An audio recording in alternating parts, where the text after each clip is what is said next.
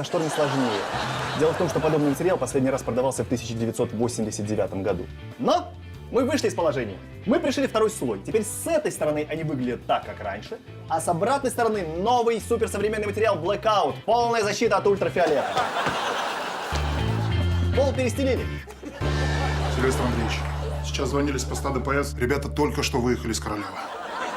Сколько надо времени, чтобы все убрать? Ну, я думаю, за час управимся. Так может перекрыть Ярославку часа на 2? Может, тебе кислород перекрыть на 2 часа? Они же с ребенком едут на машине, идиот. Значит так, у вас есть 40 минут, чтобы выйти через дверь.